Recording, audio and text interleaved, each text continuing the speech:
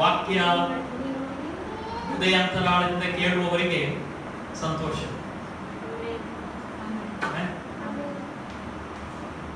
ಈ ನಾವು ಕೆಲವರೆಲ್ಲ ಗುಂಪುಗೂಡಿ ಮಾತಾಡ್ತೇವೆ, ಕಥೆಗಳು, ನಾನಾ ವಿಷಯಗಳನ್ನು, ನಾನಾ ಕಾರ್ಯಗಳನ್ನು ಮಾತಾಡ್ಕೊಂಡು ಕೂತಿರ್ತೇವಲ್ಲ, ಆಗ ಒಳ್ಳೆ ಇಂಟ್ರೆಸ್ಟ್ ಇರ್ತದೆ ನಮಗೆ. ಅದು ಹಾಗೆ ಆಯ್ತು, ಇದು ಹೀಗೆ ಆಯ್ತು, ಹಾಗೆ ಹೇಳಿದ ಹೀಗೆ ಹೇಳಿದ. ಹಾಗೇನೆ ದೇವರ ವಾಕ್ಯ ಕೇಳುವಾಗ ಹಾಗೆ ಕೂತಿರಿ, ಅದೇ ಮೆಂಟಾಲಿಟಿ. ಹೇಗೆ ಏನ್ ಕೇಳಿದಂಗೆ, ಕಥೆ ಕೇಳಿದಂಗೆ. ಆಮೇಲೆ ಜೋಕ್ಸ್ ಮಾಡ್ತಿಲ್ಲ, ಸೀರಿಯಸ್ ಆಗಿ ಹೇಳ್ತಿದ್ದೆ. ಯಾಕಂದ್ರೆ ನಾವು ಆ ಇಂಟ್ರೆಸ್ಟ್ ಇಂದ ಏನೋ ಒಂದು ಕಾರ್ಯಗಳನ್ನು ಮಾತನಾಡುವಾಗ ನಮ್ಗೆ ಒಂದು ಇಂಟ್ರೆಸ್ಟ್ ಇರ್ತದಲ್ಲ, ಒಂದು ದಾಹ ಇರ್ತದೆ.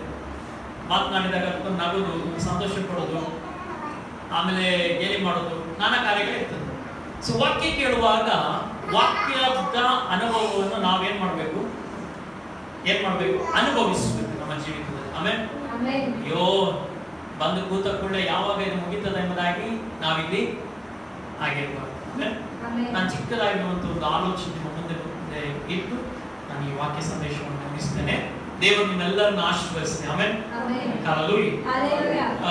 ದಾನಿಯೇಲ ಪ್ರವಾದನ ಗ್ರಂಥ ಅದರ 3ನೇ ಅಧ್ಯಾಯದ 15ನೇ ವಚನದ ಬಿ ಭಾಗವನ್ನು ನಾವು ಓದಿಕೊಳ್ಳೋಣ.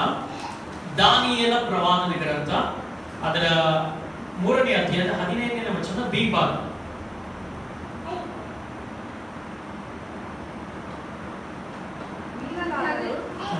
ನೀವು ಸಿದ್ಧವಾಗಿದ್ದು ತುತ್ತೂರಿ, ಕೊಳಲು, ಕಿನ್ನರಿ, ತಂಬೂರಿ, ವೀಣೆ, ಬಾಲಕ ಮುಂತಾದ ಸಕಲ ವಾದ್ಯಗಳ ಧ್ವನಿಯನ್ನು ಕೇಳಿದ ಕೂಡಲೇ ಅಡ್ಡಬಿದ್ದು ನಾನು ನಿಲ್ಲಿಸಿದ ಪ್ರತಿಮೆಯನ್ನು ಪೂಜಿಸಿದರೆ ಸರಿ, ಇಲ್ಲವಾದರೆ ತಕ್ಷಣವೇ ದಗದಗನೆ ಉರಿಯುವ ಆವಿಯೊಳಗೆ ಹಾಕಲ್ಪಡುವಿರಿ. ನಿಮ್ಮನ್ನು ನನ್ನ ಕೈಯೊಳಗಿಂದ ಬಿಡಿಸಬಲ್ಲ ದೇವರು ಯಾರು ಎಂದು ಇವತ್ತು ನನ್ನ ಸಂದೇಶದ ಮುಖ್ಯ ವಿಷಯ ಇದೆ. ನಿಮ್ಮನ್ನು ಆಮೆನ್ ನನ್ನ ಕೈಯೊಳಗಿಂದ ಬಿಡಿಸಬಲ್ಲ ದೇವರು ಯಾರು? ಆಮೆನ್. ಹಲ್ಲೆಲೂಯಾ. ನಮ್ಮ ದೇವರ ವಿಷಯದಲ್ಲಿ ನೀವು ಹೇಗೆ ತಿಳ್ಕೊಂಡಿದ್ದೀರಿ ಎಂಬುದಾಗಿ ನನಗೆ ಗೊತ್ತಿಲ್ಲ. ನಿಮ್ಮ ಜೀವಿತ ನಿಮ್ಮ ದೇವರು ಹೇಗಿದ್ದಾರೆ ಎಂಬುದಾಗಿ ಪ್ರಕಟಿಸುವಂತದಾಗಿರ್ತದೆ. ಆಮೆನ್. ಹಲ್ಲೆಲೂಯಾ. ನಿಮ್ಮ ಜೀವಿತವನ್ನೇ ನೋಡಿದ್ರೆ ಗೊತ್ತಾಗ್ತದೆ ನಿಮ್ಮ ಯೇಸು ಸ್ವಾಮಿ ಯಾರು, ನಿಮ್ಮ ಯೇಸು ಸ್ವಾಮಿಯ ಕಾರ್ಯಗಳೇನು, ನಿಮ್ಮ ಯೇಸು ಸ್ವಾಮಿ ನಮಗೋಸ್ಕರ ಏನೆಲ್ಲ ಮಾಡ್ತಾರೆ ಎಂಬುದಾಗಿ. ಇಲ್ಲಿ ವಾಕ್ಯ ಹೇಳ್ತದೆ, ನಿಮ್ಮನ್ನು ನನ್ನ ಕೈಯೊಳಗಿಂದ ಬಿಡಿಸಬಲ್ಲ ದೇವರು ಯಾರು? ನಾಳೆ ಯಾರಾದರೂ ಚಾಲೆಂಜ್ ಮಾಡಿದರೆ ನಿಮಗೆ ನಮ್ಮ ದೇವರ ವಿಷಯದಲ್ಲಿ ನೀವು ಹೇಗೆ ನಿಲ್ತೀರ? ಅಷ್ಟು ಪ್ರಶ್ನೆ.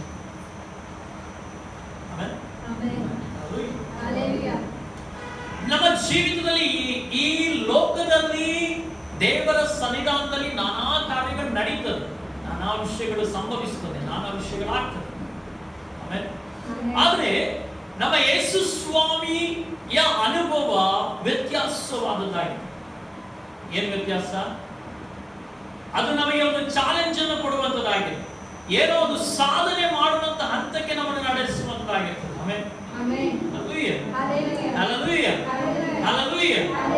ಇಲ್ಲಿ ಈ ವಾಕ್ಯ ಈ ರೀತಿಯಾಗಿ ಹೇಳ್ತದೆ, ನಿಮ್ಮನ್ನು ನನ್ನ ಕೈಯೊಳಗಿಂದ ಬಿಡಿಸಬಲ್ಲ ದೇವರು ಯಾರು ಎಂದು. ಇನ್ನೊಂದು ವಾಕ್ಯವನ್ನು ನಾವು ಓದಿಕೊಳ್ಳೋಣ. ವಿಮೋಚನಾ ಕಾಂಡ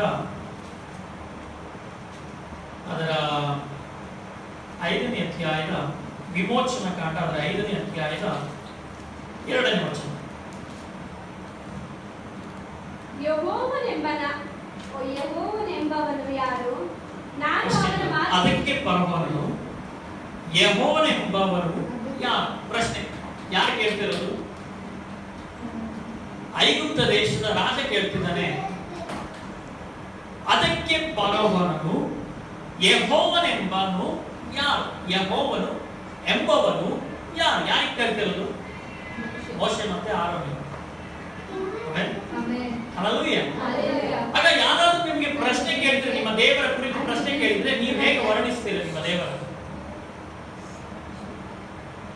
ಇಲ್ಲಿ ಮೋಶೆ ಮತ್ತೆ ಆರೋನನ್ನು ದೇವರು ಕಳಿಸ್ತಿದ್ದಾರೆ ಐಗುಪ್ತ ದೇಶಕ್ಕೆ. ಇಸ್ರಾಯೇಲರು ದಾಸತ್ವದಲ್ಲಿ ಬಂಧನದಲ್ಲಿದ್ದಾರೆ. ಆಗ ಆ ದಾಸತ್ವದಲ್ಲಿ ಬಂಧನದಲ್ಲಿದ್ದಂತ ಇಸ್ರಾಯೇಲ್ ಜನರನ್ನು ಬಿಡಿಸ್ಲಿಕ್ಕೆ ಮಾಡಲಿಕ್ಕೋಸ್ಕರವಾಗಿ ಮೋಶೆಯನ್ನು ಆರೋನನನ್ನು ದೇವರು ಕಳಿಸ್ತಾರೆ. ಕಳಿಸುವಾಗ ಫರೋಹನ ಮುಂದೆ ನಿಂತು ಹೇಳ್ತಿದ್ದಾರೆ, ಈ ಜನರನ್ನು, ಇಸ್ರಾಯೇಲ್ ಜನರನ್ನು ಯಜ್ಞವನ್ನು ಅರ್ಪಿಸಲಿಕ್ಕೆ, ದೇವರನ್ನು ಆರಾಧಿಸಲಿಕ್ಕೋಸ್ಕರವಾಗಿ ನೀವು ಕಳಿಸಿಕೊಡ್ಬೇಕೆಂಬುದಾಗಿ ಫರೋಹನ ಹತ್ರ ಕೇಳ್ತಾರೆ. ಫರೋಹನ ಅದಕ್ಕೆ ಒಪ್ಪುದೇ ಇಲ್ಲ. ಒಪ್ಪದೇ ಇದ್ದಾಗ ಏನಾಗ್ತದೆ ಗೊತ್ತುಂಟ, ದೇವರನ್ನು ಆರಾಧಿಸಲಿಕ್ಕೆ, ದೇವರನ್ನು ಸ್ತುತಿಸಲಿಕ್ಕೆ ಒಪ್ಪದೇ ಇರುವಂತ ಸಂದರ್ಭದಲ್ಲಿ ಏನಾಗ್ತದೆ ಅಂತ ಹೇಳಿದ್ರೆ, ಆ ಇಸ್ರಾಯೇಲ್ ಜನರಿಗೆ ಮುಂಚೆ ಇದ್ದಂತಕ್ಕಿಂತಲೂ ಅವರ ಪರಿಸ್ಥಿತಿ ಕಠಿಣ ಆಗ್ತದೆ. ಆಮೇಲೆ ನಾನು ಹೇಳುವಂತ ಕಾರ್ಯ ನೀವು ಶ್ರದ್ಧೆಯಿಂದ ಕೇಳಬೇಕು. ಎಲ್ಲಿ ನೋಡೋದು ಬೇಡ. ಅವರವರ ಮಕ್ಕಳನ್ನು ಅವ್ರು ನೋಡ್ಕೊಳ್ತಾರೆ. ಮಗುವಿನ ಅಳು ಸೌಂಡ್ ನೀವು ಕೇಳಿದ್ದೀರಾ. ಈಗ ನೀವು ದೇವರ ವಾಕ್ಯ ಸಂದೇಶವನ್ನು ಗಟ್ಟಿಯಾಗಿ ಕೇಳಬೇಕು. ಆಮೇಲೆ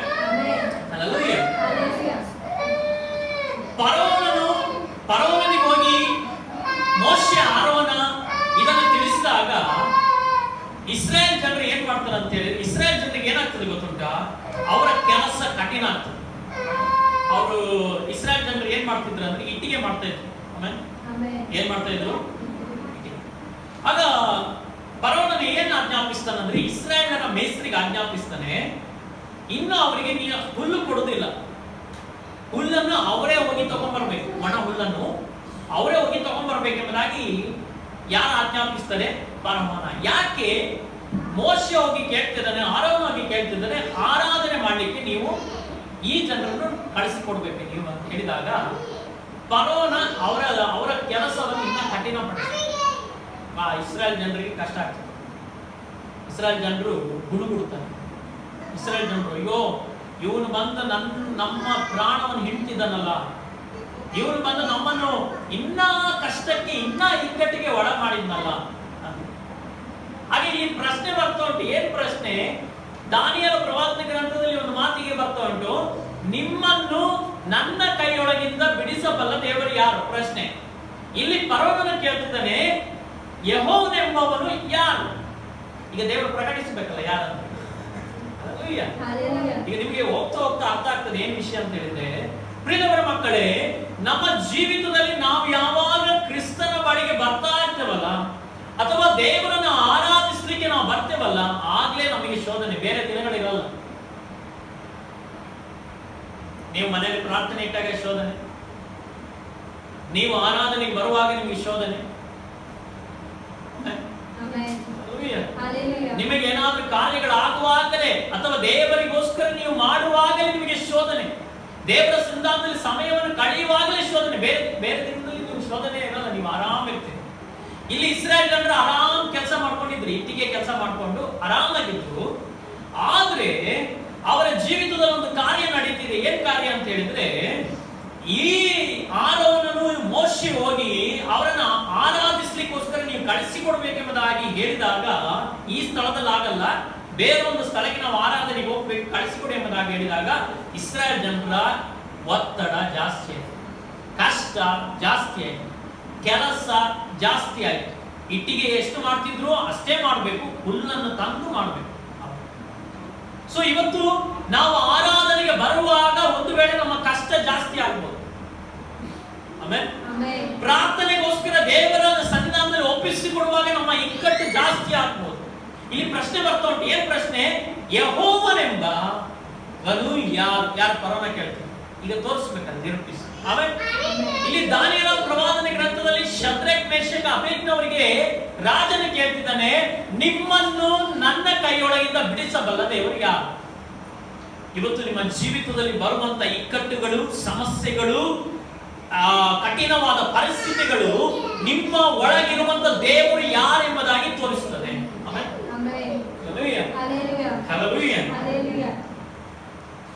ಇದನ್ನು ಹೇಳುವಾಗ ಒಂದು ಉದಾಹರಣೆ ನಮ್ಮ ಅಕ್ಕಿಲ್ ಬರುವ ನಮ್ಮ ಮಧ್ಯದಲ್ಲಿದ್ದಾರೆ. ಆಮೇಲೆ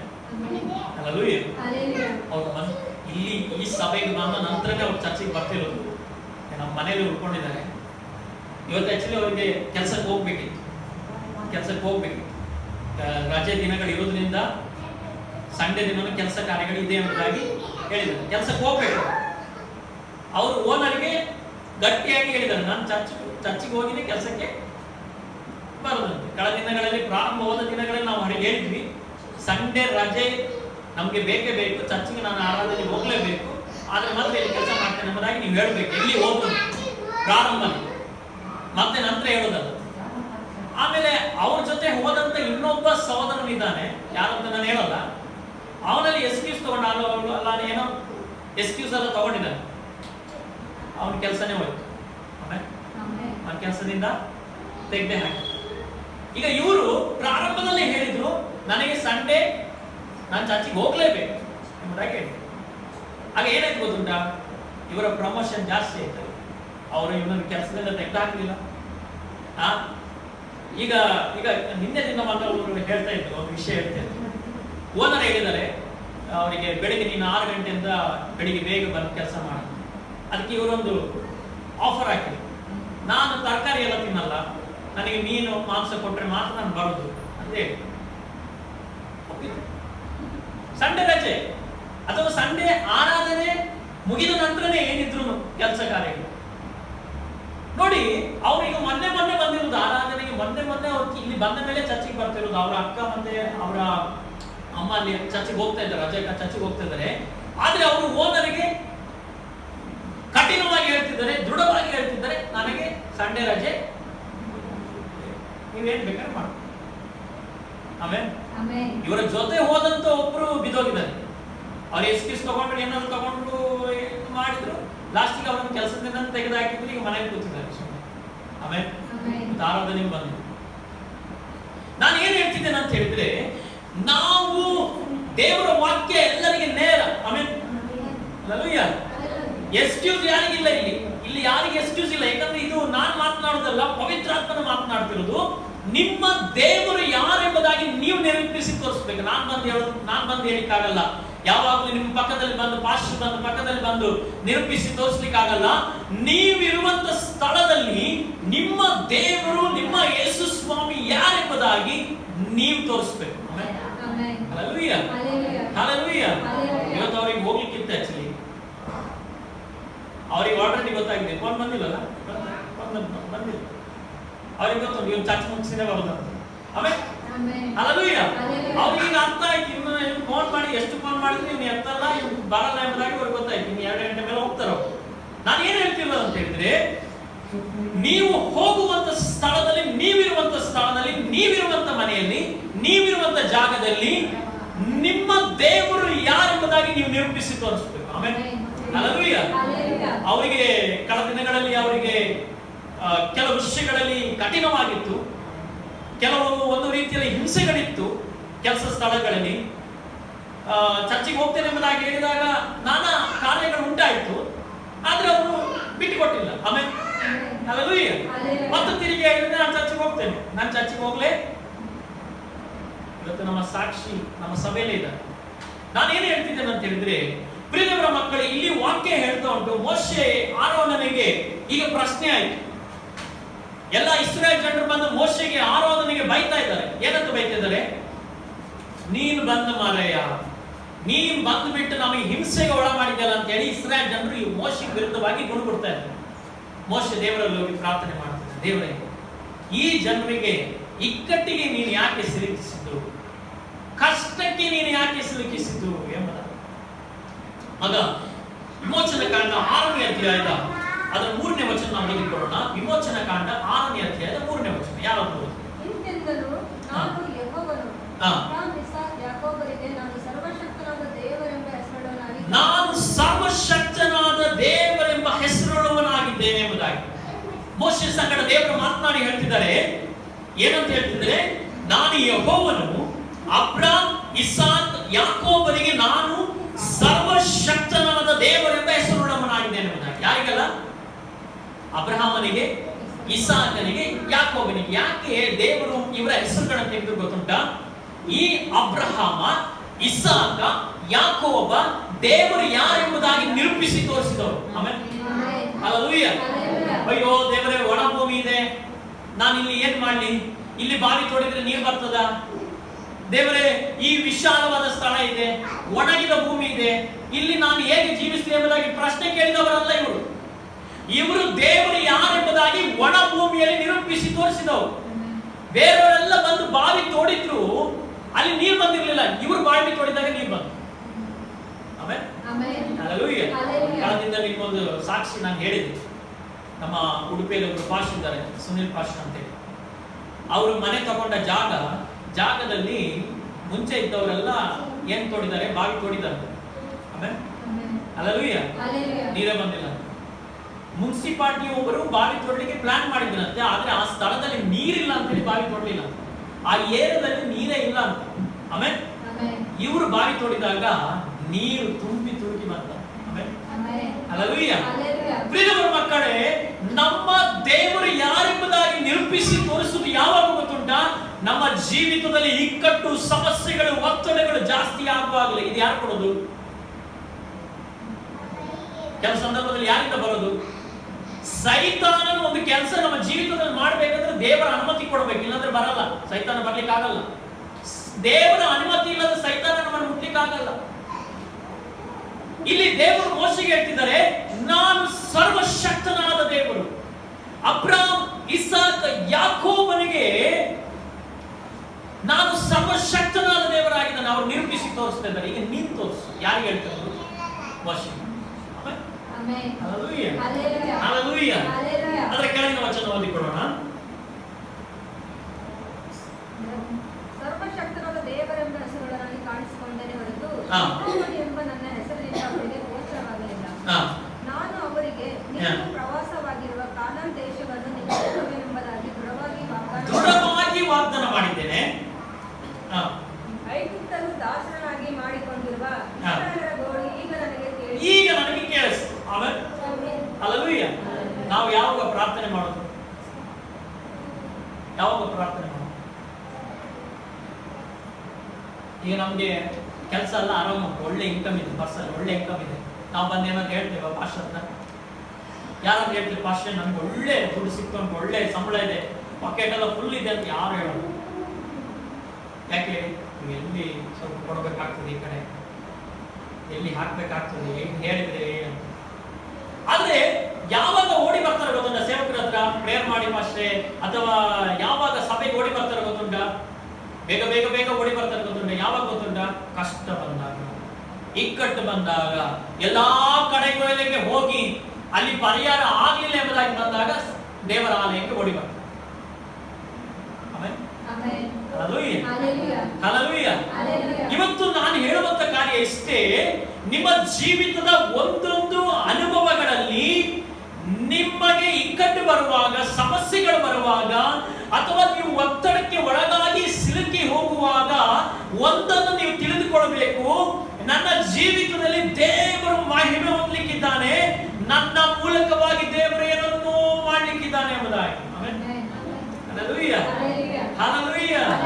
ಹಲ್ಲೆಲೂಯಾ. ಇಲ್ಲಿ ಪರವಳನ್ನು ಕೇಳ್ತಿದ್ದಾನೆ, ಯೆಹೋವನೆಂಬವನು ಯಾರು?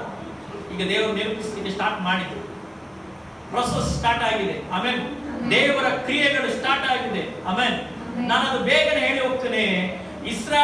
ಐಗುಪ್ತ ದೇಶದ ಮೇಲೆ ದೇವರು 10 ಬಾಧೆಗಳನ್ನು ಉಂಟು ಮಾಡಿದ್ರು. ಆಮೇಲೆ ಹಲ್ಲೆಲೂಯಾ. ಮುಂದಿನ ವಚನಗಳಲ್ಲಿ ನಾವು ಓದಿ ನೋಡುವಾಗ 10 ಬಾಧೆಗಳು ಅವರ ಜೀವಿತದಲ್ಲಿ ಕಠಿಣವಾಗಿತ್ತು. 1 ಬಾಧೆ ಕೊಟ್ಟರು, 2 ಬಾಧೆ ಕೊಟ್ಟರು, 3 ಬಾಧೆ ಕೊಟ್ಟರು. ಪರವನ ಹೇಗಿದ್ದ ಗೊತ್ತುಂಟ? ಅವನ ಮನಸ್ಸು ಕಠಿಣವಾಗ್ತಿತ್ತು. ಈ ಕಠಿಣ ಮಾಡಿದ್ದು ಯಾರು ಗೊತ್ತುಂಟ? ಯಾರು ಹೇಳಿ? ದೇವರು. ಪರವನ ಕೇಳಿದ್ನಲ್ಲ ಪ್ರಶ್ನೆ, ಏನಂತ ಕೇಳಿದ? ಯೆಹೋವನೆಂಬವನು ಯಾರು? ಯಾರು ಕೇಳಿದ್ದು? ಪರವನ. ಅದಕ್ಕೆ ದೇವರು ಏನ್ ಮಾಡಿದ್ರು? ತಿರುಗಿ ಬಾಧೆಗಳನ್ನು ಉಂಟು ಮಾಡಿ ದೇವರ ಅವನ ಮನಸ್ಸನ್ನು ಕಠಿಣ ಮಾಡ್ತಾ ಇದ್ದಾರೆ. ಆಮೆನ್. ಹಲ್ಲೆಲೂಯಾ. ಹಲ್ಲೆಲೂಯಾ. ದೇವರ ಮಕ್ಕಳೇ, ನನ್ನ ಸಾಮರ್ಥ್ಯದಿಂದ, ನಮ್ಮ ಸಾಮರ್ಥ್ಯದಿಂದ, ನನ್ನ ಪ್ರೀತಿಯಿಂದ, ನನ್ನ ಒಳ್ಳೆ ಸ್ವಭಾವದಿಂದ, ನನ್ನ ಒಳ್ಳೆ ನಡತೆಯಿಂದ, ನಾನು ಕರ್ತವ್ಯದಿಂದ, ನಾನು ಮಾಡೋದ್ರಿಂದ ಏನ್ ನಡೆಯಲ್ಲ. ನಿಮ್ಮೆಲ್ಲರ ಮೇಲೆ, ನಮ್ಮೆಲ್ಲರ ಮೇಲೆ, ಈ ಲೋಕದ ಎಲ್ಲ ಕಾರ್ಯಗಳ ಮೇಲೆ ದೇವರ ನಿಯಂತ್ರಣವಿದೆ. ಆಮೆನ್. ದೇವರ ಆಡಳಿತವಿದೆ. ದೇವರು ಮನಸ್ಸು ಬಂದಂತೆ, ಮನಸ್ಸು ಮಾಡಿದಂತೆ, ತನ್ನ ಇಷ್ಟದ ಪ್ರಕಾರವಾಗಿ ಈ ಲೋಕದ ಒಂದೊಂದು ಕಾರ್ಯಗಳನ್ನು ನಡೆಸ್ತಾ ಇದ್ದಾನೆ. ಆಮೆನ್. ಹಲ್ಲೆಲೂಯಾ. ನಾವೇನ್ ಮಾಡ್ತಿದ್ದೇವೆ? ಲೋಕದ ಹಿಂದೆ ಓಡ್ತಾ ಇದ್ದೇವೆ. ಆಮೆನ್. ನಾವೇನ್ ಮಾಡ್ತಿದ್ದೇವೆ? ಒಂದು ಸ್ವಲ್ಪ ನಾವೇನ್ ತಿಳ್ಕೊಂಡಿದ್ದೇವೆ? ದೇವರಿಗೆ ಬುದ್ಧಿ ಇಲ್ಲ, ದೇವರಿಗೆ ಏನು ಗೊತ್ತಾಗಲ್ಲ. ಹಲ್ಲೆಲೂಯಾ. Hallelujah. ದೇವರಿಗೆ ಏನ್ ಗೊತ್ತಾಗಲ್ಲ ಎಂಬುದಾಗಿ ನಾವೇನ್ ಮಾಡ್ತಿದ್ದೇವೆ, ಲೋಕದಲ್ಲಿ ಓಡ್ತಾ ಇದ್ದೇವೆ. ದೇವರು ನಮ್ಮ ಒಂದೊಂದು ಹೆಜ್ಜೆಗಳನ್ನು, ಒಂದೊಂದು ಚಲನವಲನಗಳನ್ನು, ನಾವು ಆಗಿರುವಂತ ಒಂದೊಂದು ಸ್ಥಳಗಳನ್ನು ಆತನ ಬಲ್ಲಂತ ದೇವರಾಗಿ. ಆಮೇಲೆ ಹಲ್ಲೆಲೂಯಾ, ಹಲ್ಲೆಲೂಯಾ. ಇವತ್ತು ನಮ್ಮ ಜೀವಿತದಲ್ಲಿ ಈ ವಾಕ್ಯದ ಅಡಿಸ್ಥಾನದಲ್ಲಿ ನಾವು ನೋಡುವಾಗ ನಮ್ಮ ದೇವರು ಯಾರೆಂಬುದಾಗಿ ಇನ್ನೊಬ್ಬರಿಗೆ ನಾವು ನಿರೂಪಿಸಿ ತೋರಿಸಬೇಕು. ಆಮೇಲೆ ಹಲ್ಲೆಲೂಯಾ. ನಾನಿಲ್ಲಿ ಬಂದ ಬಂದಂತ ದಿನಗಳಲ್ಲಿ ಅನೇಕ ಒತ್ತಡಗಳು, ಅನೇಕ ಶೋಧನೆಗಳು ನನ್ನ ಜೀವಿತದಲ್ಲಿ ಬಂದಿದೆ. ಆದ್ರೆ ನಾವು ನಿಂತಂತ ಅನುಭವ ಹೇಗೆ, ನನ್ನ ದೇವರು ಯಾರೆಂಬುದಾಗಿ ಪಟ್ಟಣಕ್ಕೆ ತೋರಿಸ್ತೇವೆ. ಹಲ್ಲೆಲೂಯಾ. ಈ ಪಟ್ಟಣದಲ್ಲಿರುವಂತ ಜನರಿಗೆ ತೋರಿಸಬೇಕು ನಮ್ಮ ದೇವರು ಯಾರೆಂಬುದಾಗಿ. ನಾವು ಸುಮ್ಮನೆ ನಿಲ್ಲುವವರಲ್ಲ. ಹಲ್ಲೆಲೂಯಾ.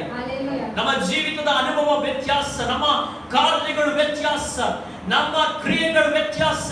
ನಾವು ಆಗಿರುವಂತ ಸ್ಥಳಗಳಲ್ಲಿ ದೇವರ ಕ್ರಿಯೆ ಪ್ರಕಟವಾಗಬೇಕು. ಆಮೇಲೆ ನಾವೇನ್ ನೆನೆಸ್ತೇವೆ, ಇದನ್ನು ಹೇಳಿದ್ರೆ ಅವ್ರಿಗೆ ನಮಗೆ ಇನ್ನ ಹಿಂಸೆ ಮಾಡ್ತಾರೆ, ಅದನ್ನು ಹೇಳಿದ್ರೆ ನಮಗೆ ಇನ್ನ ಒತ್ತಡ ಕೊಡ್ತಾರೆ, ಅಥವಾ ನಾವು ಇದನ್ನು ಹೇಳೋದ್ರ ಮುಖಾಂತರವಾಗಿ ಇದಾಗ್ತದೆ, ಹಾಗೆ ಆಗ್ತದೆ, ಈಗ ನಾವು ಆಲೋಚನೆ ಮಾಡೋದು. ಆದ್ರೆ ದೇವರ ವಾಕ್ಯ ಏನ್ ಹೇಳ್ತದೆ ಗೊತ್ತುಂಟಾ, ನಾವು ಚಾಲೆಂಜ್ ಆಗಿ ನಿರೂಪಿಸಿ ತೋರಿಸ್ಬೇಕಂತೆ ನಮ್ಮ ದೇವರು ಯಾರೆಂಬುದಾಗಿ. ಪರವನಿಗೆ ಕೇಳಿದ, ಯೆಹೋವನೆಂಬುವನು ಯಾರು? ಆಗ ಈ 10 ಬಾಧೆಗಳು, ಒಂದು ಬಾಧೆ ಅಲ್ಲ, ಒಂದು ಬಾಧೆಯಲ್ಲಿ ದೇವರು ನೆನಪಿಸಿತ್ತು, ಅವನಿಗೆ ತೋರಿಸಿದ್ರೆ ಅವನಿಗೆ ಅರ್ಥ ಆಗ್ತಿತ್ತು. ಆದ್ರೆ ದೇವರು ಮತ್ತೆ ತಿರುಗಿ ಕಠಿಣ ಮಾಡಿದ್ರಂತೆ. ನಿಮ್ಮ ಮನೆಗೆ ಹೋಗಿ ಮುಂದಿನ ಮೋಚನ ಕಾಂಡ ಓದಿ ನೋಡಿ ನೀವು, ಅಲ್ಲಿ ಬಂದಂತ ಬಾಧೆಗಳು ಕಠಿಣವಾಗಿತ್ತು. ಕಠಿಣ. ನಮ್ಮ ಮನೇಲಿ ಒಂದು ಜಿರಳೆ ಇದ್ರೆ ನಾವು ಹಾರಿ ಓಡ್ತೇವೆ, ಹಲ್ಲಿ ಇದ್ರೆ ಹಾರಿ ಓಡ್ತೇವೆ ಅಲ್ವಾ? ಅಲ್ಲಿ ರಾಶಿ ಬಂದಿತ್ತು. ಆಮೇಲೆ ಹಲ್ಲೆಲೂಯಾ. ಬೇಡವಾದ ಕಾರ್ಯಗಳು ರಾಶಿಯಾಗಿ ಬಂದಿತ್ತು. ಈಗ ನಾವು ನೀರೆಲ್ಲ ತಕೊಂಡು ಕುಡಿಯೋದಲ್ಲ. ಈಗ ಕೆಲವರು ಹೇಳ್ತಾರೆ, ಆಲ್ಮೋಸ್ಟ್ ಎಲ್ಲ ಬ್ಯಾಂಗ್ಳೂರಲ್ಲಿ ಫಿಲ್ಟರ್ ನೀರು ಏನ್ ಮಾಡು ತಕೊಂಡೇ ಕುಡಿ. ಈಗ ಮನೆಗೆ ಫಿಲ್ಟರ್ ನೀರು ಖಾಲಿ ಆದ್ರೆ ಮನೆಯಿಂದ ನೀರು ಖಾಲಿ ಆಗ್ತಾ ಬರುವಾಗ ನಾನು ಯೋಚನೆ ಮಾಡುದು, ರಾತ್ರಿ ಏನಾದ್ರು ನೀರು ಖಾಲಿ ಆದ್ರೆ ಇನ್ನು ಮತ್ತೆ ಟ್ಯಾಪಿನ ನೀರೇ ಕುಡಿಬೇಕಲ್ಲ. ಇಸ್ರಾಯೇಲ್ ಐಗುಪ್ತ ದೇಶದಲ್ಲಿ ನೀರೆಲ್ಲ ರಕ್ತವಾಗಿ ಹೋಯಿತು. ಆಮೇಲೆ ನೀರಿಲ್ಲ ಕುಡಿಲಿಕ್ಕೆ. ಆದ್ರೂ ಪರವನನ ಮನಸ್ಸಿನ ಕಠಿಣವಾಯ್ತಂತೆ. ಯಾರು ಮಾಡಿದ್ರು? ದೇವರು. ಹಲ್ಲೆಲೂಯಾ. ಇವತ್ತು ನೀವಿರುವಂತ ಸ್ಥಳದಲ್ಲಿ, ನೀವು ಆಗಿರುವಂತ ಸ್ಥಳದಲ್ಲಿ ಎಷ್ಟು ಪ್ರೆಷರ್ ನಿಮಗೆ ಜಾಸ್ತಿ ಆಗ್ತದಲ್ಲ, ಎಷ್ಟು ಒತ್ತಡಗಳು ನಿಮಗೆ ಜಾಸ್ತಿ ಆಗ್ತದಲ್ಲ, ಆಗ ತಿಳಿದುಕೊಳ್ಬೇಕು, ನನ್ನ ಮೂಲಕವಾಗಿ ದೇವರು ಪ್ರಕಟವಾಗಲಿಕ್ಕಿದ್ದಾರೆ. ಯೆಹೋವನೆಂಬ, ಯೇಸು ಎಂಬ ಕರ್ತನು ನನ್ನ ಜೀವನದಿಂದ ಪ್ರಕಟವಾಗಲಿಕ್ಕಿದ್ದಾನೆ ಎಂಬುದಾಗಿ ನೀವು ತಿಳ್ಕೊಳ್ಳಿ. ಆಮೆನ್. ಹಲ್ಲೆಲೂಯಾ.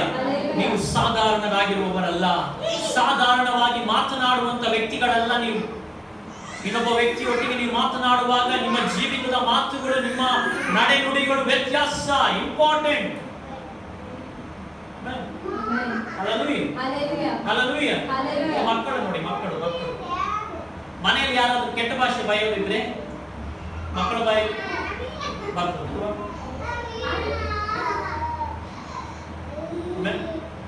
ಹಲ್ಲೆಲೂಯಾ. ಸುವರ್ಣ ಮಾತಾಡ್ತೀರಾ?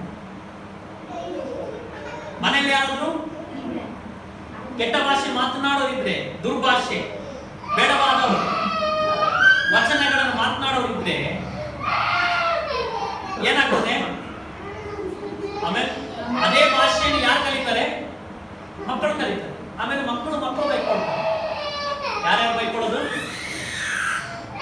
ಮಕ್ಕಳು ಬೈಕೊಳ್ತಾರೆ.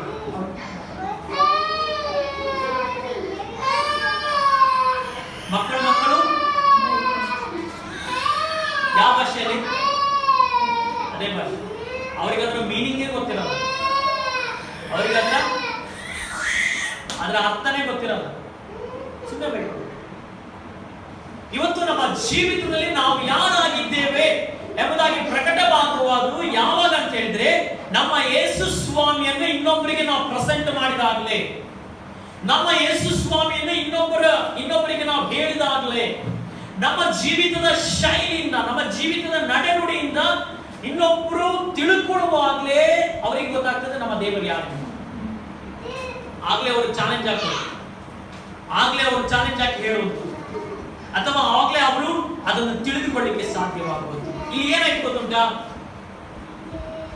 ಮೋಶೆ ಆರೋನರು ನಿಂತಾಗ ಮೋಶೆ ದೇವರ ಹತ್ರ ಕೇಳಿದ್ರೆ ನಾನು ಏನ್ ಮಾಡ್ಬೇಕು? ಆಗ ದೇವರು ಹೇಳಿದ್ರು ಮೋಶೆಗೆ, ನಿನ್ನ ಕೈಯಲ್ಲಿ ಒಂದು ಕೋಲನ್ನು ಕೆಳಗಾಕ. ಆಮೇಲೆ ನಮ್ಮೆಲ್ಲರಿಗೂ ಗೊತ್ತಿರುವಂತ ವಿಷಯ, ಕೆಳಗಾಕ. ಏನಾಯ್ತು? ಸರ್ಪ ಆಯ್ತು. ಆಮೇಲೆ ವಿದ್ವಾಂಸರು ಬಂದು, ಅಲ್ಲಿ ದೇಶದಲ್ಲಿರುವಂತ ವಿದ್ವಾಂಸರು ಬಂದು ಏನ್ ಮಾಡಿದ್ರು? ಅವರ ಕೈಯಲ್ಲಿ ತಂದು ಕೋಲನ್ನು ಕೆಳಗಾಕಿ. ಏನಾಯ್ತು? ಏನಾಯ್ತು? ಸರ್ಪ ಆಯ್ತು. ಆರೋನನ ಕೈಯಲ್ಲಿ ಇದ್ದಂತ ಕೋಲು ಏನಾಯ್ತು? ಸರ್ಪ ಆಯ್ತು. ಆ ವಿದ್ವಾಂಸರ ಕೈಯಲ್ಲಿ ಇದ್ದಂತ ಕೋಲು ಕೆಳಗೆ ಹಾಕಿದಾಗ ಸರ್ಪ ಆಯ್ತು. ಮೋಶೆಗೆ ದಗ್ಗಾಯ್ತು. ಕೆಲವು ಕಾರ್ಯಗಳನ್ನು ನಾವು ಲೋಕದಲ್ಲಿ ನೋಡುವಾಗ ಹೀಗೇನೆ, ಲೋಕದಲ್ಲಿ ನಡೆಯುವಂತಹ ಕಾರ್ಯಗಳು ಹೀಗೆ. ಯೇಸು ಮಿತ್ರ ಬ್ರದರು ಒಂದು ಬೈಕ್ ತಗೊಂಡ್ರು, ಯೇಸು ಮಿತ್ರ ಮನೆ ಪಕ್ಕದವರು ಇನ್ನೊಂದು ಬೈಕ್, ಅವ್ರ ಬೈಕ್ ತಗೊಂಡ್ರು. ಆಯ್ತಾ? ನಾನು ದೇವರಲ್ಲಿ ಇಷ್ಟು ಪ್ರಾರ್ಥನೆ ಮಾಡಿ ಬೈಕ್, ಆಮೇಲೆ ಅವ್ರ ಪಕ್ಕದವ್ರ ಬೈಕ್ ತಗೊಂಡ್ರು. ಯೇಸು ಮಿತ್ರ ಬ್ರದರ್ ಬೈಕ್ ಮೇಲೆ ನಿಂತು, ಅವರ ಬೈಕ್ ಬ್ಯಾಂಕ್ನವ್ರು ಬಂದು ತಗೊಂಡು.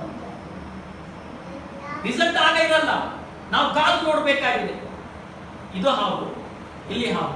ಆದ್ರೆ ಏನಾಯ್ತು ಗೊತ್ತುಂಟಾ? ರಿಸಲ್ಟ್ ಏನ್ ಗೊತ್ತುಂಟಾ? ಆರೋನನ ಕೋಲು, ಅಲ್ಲಿ ಸರ್ಪ ಹೇಳ್ತಾ ಇಲ್ಲ, ದೇವರ ವಾಕ್ಯ ನಾವು ಓದಿ ನೋಡಿದಾಗ ಅಲ್ಲಿ ಹೇಳ್ತಾ ಉಂಟು, ಆರೋನನ ಕೋಲು ವಿದ್ವಾಂಸರ ಕೋಲುಗಳನ್ನು ನುಂಗಿಬಿಡ್ತು. ಆಮೇಲೆ ಏನ್ ಮಾಡ್ತು? ಅವರು ಅದನ್ನೇ ಮಾಡಿದ್ರು, ಇವರು ಅದನ್ನೇ ಮಾಡಿದ್ರು. ಆದ್ರೆ ಆ ಕೋಲಿಗೆ ಈ ಕೋಲಿನ ಮುಂದೆ ನಿಲ್ಲಿಕ್ಕೆ ಆಗ್ಲಿಲ್ಲ. ಇವತ್ತು ನಮ್ಮ ಜೀವಿತದಲ್ಲಿ ಒಂದು ಕಾರ್ಯವನ್ನು ಅರ್ಥ ಮಾಡಿಕೊಳ್ಳಬೇಕು. ನಮಗೆ ವಿರುದ್ಧವಾಗಿ ಎಂತ ಕಾರ್ಯಗಳು ಎದ್ದೇಳಬಹುದು. ಅಯ್ಯೋ ನನ್ನ ಕತೆ ಮುಗಿದು ಹೋಯ್ತು ಎಂಬುದಾಗಿ ನೀವು ನೆನೆಸಬಹುದು. ಆದ್ರೆ ನಿಮ್ಮಲ್ಲಿರುವಂತ ಕಾರ್ಯ ಅದನ್ನು ಎದುರಿಸಿ ಜಯಿಸ್ತದೆ.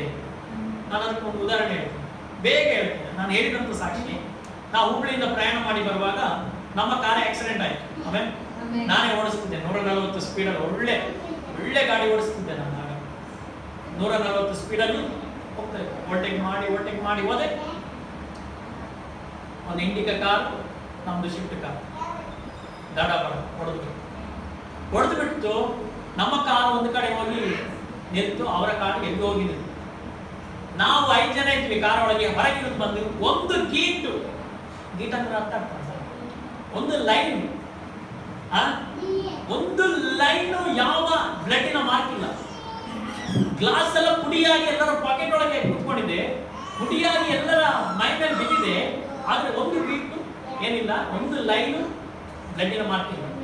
ಆಮೇಲೆ ಅವರೆಲ್ಲ ಇಳಿದು ನಂದು ಕಾಲ್ ನೋಡ್ತಾ ಇದ್ದಾರೆ, ಯಾಕಂದ್ರೆ ನನಗೆ ಬಂದು ನೋಡ್ತದಲ್ಲ, ನಂದು ಕಾಲ್ ನೋಡುದು. ಅಲ್ಲಿ ABS ಇಲ್ಲ, ಏನು ಏರ್ ಬ್ಯಾಗ್ ಎಂತದ್ದು ಇಲ್ಲ. ಆಮೇಲೆ ಗಾಡಿ ಕಂಟ್ರೋಲ್ ಇಲ್ಲ, ಮತ್ತೆ ಗಾಡಿ ಓಡಿಸುವಾಗ ಇಲ್ಲ. ಸೈಡಿಗೆ ಹೋಗಿ ಅದ ಅಷ್ಟೇ ನಿಂತು ನನ್ನ ಕಾಲ್ ನೋಡ್ತಾ ಇದ್ದೆ, ನಾನು ಆರಾಮಿದ್ದೆ. ಆಮೇಲೆ ಕೆಲವರು ಓಡಿ ಬಂದು ಅವರನ್ನು ನೋಡಿದಾಗ ಮುಖ ಫುಲ್ಲು ಬ್ಲಡ್, ಕೈ ಫುಲ್ಲು ಬ್ಲಡ್, ಮೈಯೆಲ್ಲ ಬ್ಲಡ್. ಯಾರು? ನಮ್ಮ ಆಪೋಸಿಟ್ ಬರೋದು. ನಮಗೂ ಆಕ್ಸಿಡೆಂಟ್ ಆಗಿದೆ, ನಮ್ಮ ಗಾಡಿ ಡ್ಯಾಮೇಜ್ ಆಗಿದೆ, ಅವರ ಗಾಡಿಯೂ ಡ್ಯಾಮೇಜ್ ಆಗಿದೆ. ಆದ್ರೆ ವ್ಯತ್ಯಾಸ ಏನ್ ಗೊತ್ತುಂಟಾ? ಅವರಿಗೆ ಹಾನಿ ಆಗಿದೆ, ನಮ್ಮ ಗಾಡಿ. ಹಲ್ಲೆಲೂಯಾ. ಇವತ್ತು ನಿಮ್ಮ ಜೀವಿತದಲ್ಲಿ ಕೆಲವು ಘಟನೆಗಳು ನಿಮ್ಮ ಜೀವಿತದಲ್ಲಿ ಸಂಭವಿಸಬಹುದು, ಕೆಲವು ಅನಾಹುತಗಳು ನಿಮ್ಮ ಜೀವಿತದಲ್ಲಿ ಆಗಬಹುದು, ಕೆಲವು ಕಾರ್ಯಗಳು ನಿಮ್ಮ ಎದುರಿಗೆ ನಡೆಯಬಹುದು. ಆದ್ರೆ ನೀವು ತಿಳಿದುಕೊಳ್ಳಬೇಕಾದದ್ದು, ನನ್ನ ದೇವರು ಈ ಕಾರ್ಯದ ಮೂಲಕವಾಗಿ ಪ್ರಕಟವಾಗಬೇಕು. ಆಮೆನ್. ಹಲ್ಲೆಲೂಯಾ. ನನ್ನ ಜೀವಿತದಲ್ಲಿ ಯೇಸು ಸ್ವಾಮಿ ಪ್ರಕಟವಾಗಬೇಕು. ಇಲ್ಲಿ ಶದ್ರಕ್ ಮೇಷಕ್ ಅಬೇದ್ನೆಗೋರು ರಾಜನ ಹೇಳ್ತಿದ್ದಾನೆ, ನಿಮ್ಮ ಕೈಯೊಳಗೆ, ನನ್ನ ಕೈಯೊಳಗಿಂದ ನಿಮ್ಮನ್ನ ಬಿಡಿಸಬಲ್ಲ ದೇವರು ಯಾರು? ಆಮೆನ್. ದಾನಿಯೇಲ ಪ್ರವಾದನೆ ಗ್ರಂಥಕ್ಕೆ ಹೋಗೋಣ. ಆಗ ಅಲ್ಲಿ ಕೆಳಗಿನ ವಚನ 16ನೇ ವಚನ 3:16, ದಾನಿಯೇಲ ಪ್ರವಾದನೆ ಗ್ರಂಥ 3:16. ಇದನ್ನು ಕೇಳಿ ಶದ್ರಕ್ ಮೆಷಕ್ ಅಬೇದ್ನೆಗೋ ಎಂಬವರು ರಾಜನಿಗೆ, ನೆಬೂಕದ್ನೆಚ್ಚರನೇ, ಈ ವಿಷಯದಲ್ಲಿ ನಾವು ನಿನಗೆ ಏನು ಹೇಳಬೇಕಾಗಿಲ್ಲ. ಏನು ಹೇಳಬೇಕಾಗಿಲ್ಲ. ಆಮೆನ್. ನನ್ನ ದೇವರು ಪ್ರಕಟವಾಗಲಿಕ್ಕಿದ್ದಾನೆ, ನಿಮಗೆ ಏನು ಹೇಳಬೇಕಂತ ಅವಶ್ಯಕತೆ ಇಲ್ಲ. ನೀವು ಕೆಲವು ವ್ಯಕ್ತಿಗಳಿಗೆ, ಕೆಲವು ಕಾರ್ಯಗಳಿಗೆ ನೀವು ಏನು ಉತ್ತರಿಸಬೇಕಂತ ಅವಶ್ಯಕತೆ. ನೆಕ್ಸ್ಟ್ ಅಷ್ಟೇ ಹಾ. ನಾವು ಸೇವಿಸುವ ದೇವರಿಗೆ ಹಾ. ಚಿತ್ತವಿದ್ದರೆ ಚಿತ್ತವಿದ್ದರೆ ಆತನು ದಗದಗನೆ ಉರಿಯುವ ಹಾ. ಆವಿಯೊಳಗಿಂದ ನಮ್ಮನ್ನು ಬಿಡಿಸಬಲ್ಲನು. ಹಾ. ಹೇಗೂ ನಿನ್ನ ಕೈಯಿಂದ ನಮ್ಮನ್ನು ಬಿಡಿಸುವನು. ಹಾ. ಚಿತ್ತವಿಲ್ಲದಿದ್ದರೂ ರಾಜನೇ, ಚಿತ್ತವಿಲ್ಲದೆ ಹೇಗೋ ನಿನ್ನ ಕೈಯಿಂದ, ನಿಮ್ಮ ಕೈಯಿಂದ ನನ್ನ ದೇವರು ನಮ್ಮನ್ನು ಬಿಡಿಸ್ತಾರೆ. ಆದ್ರೂ ಚಿತ್ತವಿರಲಿಲ್ಲ ಅಂದ್ರೆ ಇದು ನಿನಗೆ ತಿಳಿದಿರಲಿ, ಹಾ. ನಾವು ನಿನ್ನ ದೇವರನ್ನು ಸೇವಿಸುವುದಿಲ್ಲ, ಹಾ. ನೀನು ನಿಲ್ಲಿಸಿದ ತೀರ್ಮಾನ. ಪ್ರಕಾರ ಪ್ರತಿಮೆಯನ್ನು ಪೂಜಿಸುವುದಿಲ್ಲ ಎಂದು ಉತ್ತರ ನಾನು ನೀವು ನಿಲ್ಲಿಸಿದಂತ ಏನು ಬಂಗಾರದ ದೇವರುಗಳನ್ನು ಸೇವಿಸುವುದಿಲ್ಲ, ನೀವು ನಿಲ್ಲಿಸಿದ ಬಂಗಾರದ ಪ್ರತಿಮೆಯನ್ನು ಪೂಜಿಸುವುದು. ತೀರ್ಮಾನ. ಇವತ್ತು ಈ ಚಾಲೆಂಜ್ ನಮಗೆ ತಗೊಳ್ಳಿಕ್ಕೆ ಆಗ್ತದ? ನಾನು ಹೇಳ್ತೀನಿ, ನನ್ನ ಕೆಲಸ ಓದುವ ತೊಂದರೆ ಇಲ್ಲ, ನನ್ನ ಆರಾಧನೆ ತಪ್ಪಿಸಲು ತೀರ್ಮಾನ. ಕೆಲಸ ಹೋದ್ರೂ ತೊಂದರೆ ಇಲ್ಲ, ನನ್ನ ಜೀವಿತದಲ್ಲಿ ಏನ್ ಘಟನೆಗಳು ನನ್ನನ್ನು ಯಾರು ಬಿಟ್ಟು ಹೋದ್ರೂ ತೊಂದರೆ ಇಲ್ಲ, ಯಾರು ನನ್ನಿಂದ ದೂರವಾದ್ರೂ ತೊಂದರೆ ಇಲ್ಲ, ಯಾರು ನನ್ನನ್ನು ಹಾಗೆ ಮಾಡಿದ್ರು ತೊಂದರೆ ಇಲ್ಲ, ನನ್ನ ದೇವರಿಗೆ ಕೊಡಬೇಕಾದ ಗೌರವವನ್ನು ನಾನು ಕೊಟ್ಟೆ. ಈ ತೀರ್ಮಾನ, ಈ ತೀರ್ಮಾನ ನಿಮ್ಮ ಜೀವಿತದಲ್ಲಿ ಬರುವಾಗಲೇ ದೇವರು ನಿಮ್ಮ ಜೀವಿತದಿಂದ ಪ್ರಕಟವಾಗುತ್ತದೆ. ಹಲ್ಲೆಲೂಯಾ. ಇವತ್ತು ನಮ್ಮ ಜೀವಿತದಲ್ಲಿ ನಾವು ತೆಗೆದುಕೊಳ್ಳುವಂತ ತೀರ್ಮಾನ ಕಠಿಣವಾಗಿದೆ. ಹಲ್ಲೆಲೂಯಾ. ಹಲ್ಲೆಲೂಯಾ. ಈಗ ನಾನು ಕಾಣಿಕೆ ಡಬ್ಬ ತೆಗೆದು ಹೊರಗಿಟ್ಟಿದ್ದೇನೆ, ಈಗ ಇವತ್ತು ಒಳಗಿದೆ, ಸೊ ಸೈಡ್ ಇಟ್ಟಿದ್ದೇನೆ. ಸಂಡೆ ಕಾಣಿಕೆ ನಾವು ತೆಗೆಯಲ್ಲ, ಹೋಗುವಾಗ ನಿಮಗೆ ಮನಸ್ಸಿದ್ರೆ ನಿಮ್ಗೆ ಇಷ್ಟ ಇದ್ರೆ ಮಾತ್ರ ಹಾಕಿ ಹೋಗುದು. ಇದನ್ನು ತೆಗೆದಿಟ್ಟಂತ ದಿನದಿಂದ ನನಗೆ ನನ್ನ ಜೀವಿತದಲ್ಲಿ ಭಯಂಕರ ಶೋಧನೆ, ಒತ್ತಡಗಳು ನನಗಿದೆ. ಇನ್ನ 2 ತಿಂಗಳು ನಾವು ರೆಂಟ್ ಕೊಟ್ಟಿಲ್ಲ, ಚರ್ಚ್ ರೆಂಟ್ ಇನ್ನ ಕೊಟ್ಟಿಲ್ಲ. ಅನೇಕ ಒತ್ತಡಗಳು ನಮಗಿದೆ, ಅನೇಕ ಶೋಧನೆಗಳು ನನ್ನ ಜೀವಿತದಲ್ಲಿದೆ. ಆದ್ರೆ ನನ್ನ ಜೀವಿತದಲ್ಲಿ ಒಂದು ನಂಬಿಕೆ, ಒಂದು ದೃಢತೆ ಇದೆ, ನನ್ನ ದೇವರು ಪ್ರಕಟವಾಗ್ತಾರೆ ಎಂಬುದಾಗಿ. ಆಮೆನ್. ಹಲ್ಲೆಲೂಯಾ. ಹಲ್ಲೆಲೂಯಾ. ಹಲ್ಲೆಲೂಯಾ. ಸೈತಾನ ಬಂದು ಹೇಳ್ತಾನೆ, ಅವರಿಗೆ ಕೇಳು, ಇವರಿಗೆ ಕೇಳು ಎಂಬುದಾಗಿ. ಆದ್ರೆ ದೇವರ ಆತ್ಮ ನನ್ನೊಳಗೆ ಪ್ರಾರ್ಥನೆ ಮಾಡುವಾಗ, ಪ್ರಾರ್ಥನೆ ಮಾಡಿಗೆ ಬಲ ಕೊಡುವಂಥದ್ದು ಏನಂತ ಹೇಳಿದ್ರೆ, ದೇವರು ಪ್ರಕಟವಾಗ್ತಾರೆ ಈ ಕಾರ್ಯದಲ್ಲಿ. ಎಷ್ಟೋ ಈ ದಿನಗಳಲ್ಲಿ ನಿಮಗಿದು ನೀವು ಬಂದು ಸುಮ್ಮನೆ ಕೂತು ನೀವು ಹೋಗ್ತೀರಾ. ಆದ್ರೆ ಎಷ್ಟೋ ಸಭೆಗಳು ಬಾಡಿಗೆ ರೆಂಟಿಗೆ ಇದ್ದಂತ ಚರ್ಚ್ ಹಾಲ್ಗಳನ್ನು ಕ್ಲೋಸ್ ಮಾಡಿ ಇಟ್ಟಿದ್ದಾರೆ. ಈಗ ಆನ್ಲೈನ್ ಅಲ್ಲಿ ಪ್ರೇಯರ್. ಯಾಕೆ ಗೊತ್ತುಂಟಾ? ರೆಂಟ್ ಕೊಡ್ಲಿಕ್ಕೆ ಆಗಲ್ಲ ಅಂತ ಹೇಳಿ ಕ್ಲೋಸ್ ಮಾಡಿ ಇಟ್ಟಿದ್ದಾರೆ. ಆದ್ರೆ ಈ ಪರಿಸ್ಥಿತಿಯಲ್ಲಿಯೂ ಇದನ್ನು ಕಾಪಾಡಿಕೊಳ್ಳಿಕ್ಕೆ ನಮಗೇನ್ ಬೇಕು? ಚಾಲೆಂಜ್ ಬೇಕು. ಆಮೆನ್. ನಮ್ಮ ದೇವರು ಯಾರೆಂಬುದಾಗಿ ನಾವು ನಿರೂಪಿಸಿ ತೋರಿಸ್ಲಿಕ್ಕಿರುವಂತ ಒಂದು ಏನ್ ಹೇಳ್ತಾರೆ, ತಾಕತ್ ಅಂತ ಹೇಳ್ಬೋದು. ಆಮೇಲೆ ತಾಕತ್ ನೋಡಿ ಹಿಂದೆಯಲ್ಲ, ಬಲ. ಪ್ರಿಯರ ಮಕ್ಕಳೇ, ನಾವು ಸಾಧಾರಣರಲ್ಲ. ನಮ್ಮ ಜೀವಿತದಲ್ಲಿ ಒತ್ತಡಗಳು, ಇಕ್ಕಟ್ಟುಗಳು ಬರುವಾಗಲೇ ನಾವು ನಮ್ಮ ದೇವರು ಯಾರೆಂಬುದಾಗಿ ನಿರೂಪಿಸಿ ತೋರಿಸೋಣ. ಆಮೆನ್. ಹಲ್ಲೆಲೂಯಾ. ಹಲ್ಲೆಲೂಯಾ. ಹಾಗಾದ್ರೆ ನಿಮ್ಮ ಜೀವಿತದಲ್ಲಿ ನೀವು ತಿಳಿದುಕೊಳ್ಳಿ, ನೀವಾಗಿರುವಂತ ಸ್ಥಳಗಳಲ್ಲಿ, ನೀವಿರುವಂತ ಅನುಭವಗಳಲ್ಲಿ ನೀವು ಹೀಗೆ ಪ್ರಾರ್ಥನೆ ಮಾಡಬೇಕು. ಯಾರಾದ್ರೂ ನಿಮಗೆ ಪ್ರಶ್ನೆ ಮಾಡಿದ್ರೆ, ಯಾರಾದ್ರೂ ನಿಮ್ಮನ್ನು ಎದುರಿಸಿದ್ರೆ ನೀವು ಹೀಗೆ ಹೇಳಬೇಕು, ನನ್ನ ದೇವರು ಬಿಡಿಸಬಲ್ಲ ದೇವರು. ನಮ್ಮ ದೇವರು ಯಾರು ಗೊತ್ತುಂಟಾ? ಸರ್ವಶಕ್ತನಾದ ದೇವರು. ಯಾರು? ಸೈತಾನ ಶಕ್ತನು. ಆದ್ರೆ ನಮ್ಮ ದೇವರು ಹಾಗೆಲ್ಲ, ಸರ್ವಶಕ್ತನು. ಆಮೆನ್. ಹಲ್ಲೆಲೂಯಾ. ಹಲ್ಲೆಲೂಯಾ. ಆತನಿಂದ ಆಗದ ಕಾರ್ಯವೇ ಇಲ್ಲ. ಆಮೆನ್. ಏನಿಲ್ಲ, ಆತನಿಂದ ಆಗದ ಕಾರ್ಯವೇ ಇಲ್ಲ. ಇಲ್ಲಿ ಶದ್ರಕ್ ಮೇಷಕ್ ಅವರು ಏನ್ ಮಾಡ್ತಿದ್ದಾರೆ ಗೊತ್ತುಂಟಾ? ಅವರ ದೃಢ ತೀರ್ಮಾನವನ್ನು ದೇವರು ಗೌರವಿಸ್ತಾ ಇದ್ದಾರೆ. ನಿನ್ನ ಕೊನೆ ಕ್ಷಣಗಳಲ್ಲಿ, ಕೊನೆಯ ಹಂತಕ್ಕೆ ಹೋಗುವವರೆಗೂ ನಿನ್ನ ಮನಸ್ಸು ಏನ್ ತೀರ್ಮಾನ ಮಾಡ್ತದೆ ಅದು ಮೇನ್. ಆಮೆನ್. ಹಲ್ಲೆಲೂಯಾ. ಈಗ ಕೆಲವರು ಇದ್ದಾರೆ, ಸಭೆಗೆ ಬರ್ತಾರೆ, ಚರ್ಚಿಗೆ ಬರ್ತಾರೆ, ಸೌಖ್ಯ ಆದ ತಕ್ಷಣ, ಬಿಡುಗಡೆ ಆದ ತಕ್ಷಣ ಕಾಣಿಸದೇ ಇಲ್ಲ, ಎಲ್ಲಿ ಹೋದ್ರಂತೇಳಿ ಸುದ್ದಿ ಇರಲ್ಲ. ಮತ್ತೆ ಕಷ್ಟ ಬಂದಾಗ ಓಡಿ ಬರ್ತಾರೆ. ಮತ್ತೆ ಏನಾದ್ರೂ ರೋಗ ಬಂದಾಗ ಇಕ್ಕಟ್ಟು ಬಂದಾಗ ಓಡಿ ಬರ್ತಾರೆ. ಯಾಕಂದ್ರೆ ಯೇಸು ಸ್ವಾಮಿ ಮಾತ್ರ. ಕಳೆದಿಂದಲೇ ಒಬ್ರು ಬಂದಿದ್ರು, ಒಂದು ಸಹೋದರ ಬಂದಿದ್ರು, ಹೊರಗೆ ಬಂದು ಪೇಪರ್ ಚೀಟಿ ಕೊಟ್ಟೋದು. ನಾವು ಅವರಿಗೋಸ್ಕರ ಪ್ರಾರ್ಥನೆ ಮಾಡಿದ್ವಿ, ಮುಖಕ್ಕೆಲ್ಲ ಕವರ್ ಮಾಡಿದ್ರು. ಅಂದ್ರೆ ಅವ್ರ ಅರ್ಚನೆ ಸಿಗ್ಬಾರ್ದು ನಮ್ಗೆ ಎಲ್ಲಿ ಅಂತ. ಅವ್ರಿಗೆ ಏನ್ ಬೇಕಿತ್ತು ಅಂದ್ರೆ ಸೌಖ್ಯ ಮಾಡಬೇಕಿತ್ತು, ಬಿಡುಗಡೆ ಬೇಕಿತ್ತು ಅಷ್ಟೇ. ಅವ್ರು ಬಂದು ಅವ್ರಿಗೆ ಗೊತ್ತುಂಟು, ಕನ್ಫರ್ಮ್ ಇದೆ, ನಾನು ಇಲ್ಲಿ ಹೋಗಿ ಪ್ರಾರ್ಥನೆ ಮಾಡಿಸ್ಕೊಂಡ್ರೆ ಖಂಡಿತವಾಗ್ಲೂ ಬಿಡುಗಡೆ ಆಗ್ತದೆ, ಸೌಖ್ಯ ಆಗ್ತದೆ ಅಂತ. ಇವತ್ತು ನಮ್ಮ ಜೀವಿತ ಹಾಗೆ ಅಲ್ಲ ಪ್ರಿಯ ದೇವರ ಮಕ್ಕಳೇ. ನನ್ನ ಜೀವಿತದಲ್ಲಿ ದೇವರು ಯಾರೆಂಬುದಾಗಿ ನಾವು ನಿರೂಪಿಸಿ ತೋರಿಸಬೇಕು. ಆಮೇಲೆ ನಾನು ದೇವರು ಪ್ರಕಟಿಸಿದ ಪ್ರವಾದನೆಯ ಆಲೋಚನೆ ಕೆಲವರಿಗೆ ತಿಳಿಸುವಾಗ ಅವರಿಗೆ ಅದು ನಂಬಲಿಕ್ಕೆ ಆಗಲಿಲ್ಲ. ಆಮೇಲೆ ಯಾರೋ ಬೇರೆ ಪ್ರವಾದಿಗಳು ಈಸಿ ಆದಂತ ಆಲೋಚನೆಗಳನ್ನು ತಿಳಿಸಿದ್ರಂತ, ಈಸಿ ಆಗಿರುವಂತ ಕಾರ್ಯಗಳು ಅವರ ಕಣ್ಣಿಗೆ ರಮ್ಯವಾಗಿ ಅನುಕೂಲವಾಗಿತ್ತು.